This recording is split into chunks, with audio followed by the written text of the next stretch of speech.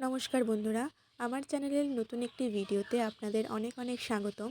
আজকে আমি তোমাদের সামনে শেয়ার করব একটি শাকের রেসিপি, যেটিকে আমরা চিনে থাকি বথুয়া শাক বা বেথর শাক। এই শাকটি গরম ভাতের সাথে খেতে খুবই ভালো লাগে। তো চলো শুরু করা যাক। তো প্রথমেই আমি একটি প্লেটে বড়ি, কাঁচা লঙ্কা, শুকনো লঙ্কা এবং বেগুন এবং আলু কেটে নিয়েছি এবং এই রান্নার যে প্রধান উপকরণ বেথর শাক, সেই শাকটি কেটে নিয়েছি। এবার কড়াতে সর্ষের তেল দিয়ে বড়িগুলো ভেজে নেব।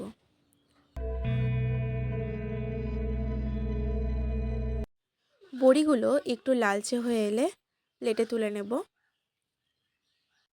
তারপর কড়াতে কিছুটা তেল দিয়ে কালো জিরে এবং শুকনো লঙ্কা ফোড়ন দিয়ে তাতে কাঁচা লঙ্কা দিয়ে দেব।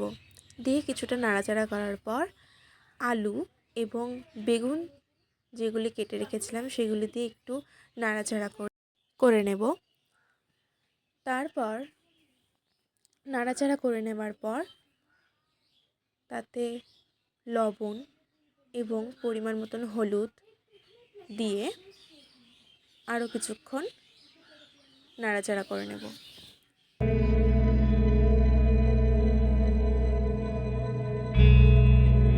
কিছুক্ষণ ভাজা হওয়ার পর তাতে আদা বাটা দিয়ে দিতে হবে।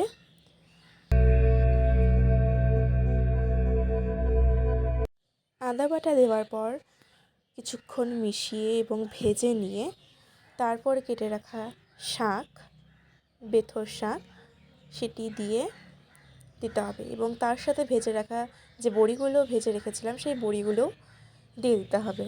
দিয়ে আরও কিছুক্ষণ মিশিয়ে নিতে হবে।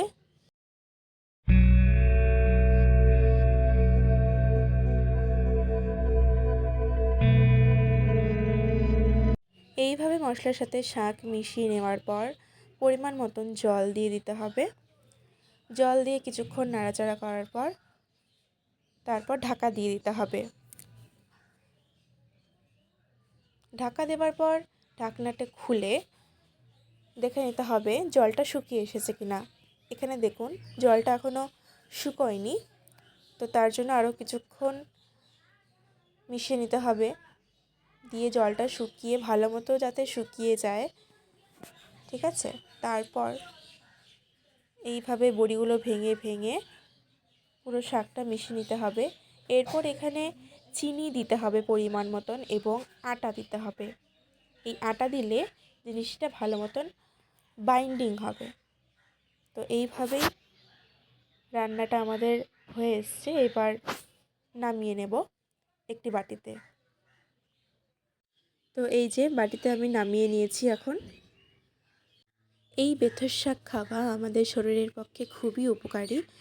তোমরাও এই বেথর শাক বাড়িতে ট্রাই করে দেখো এবং গরম ভাতের সাথে এটিকে খেয়ে দেখো, খুবই ভালো লাগবে। যদি আমার ভিডিওটি ভালো লেগে থাকে তাহলে একটি লাইক এবং কমেন্ট করে দেবেন এবং আমার চ্যানেলটিকে সাবস্ক্রাইব করে দিও। ভালো থাকবেন এবং সুস্থ থাকবেন।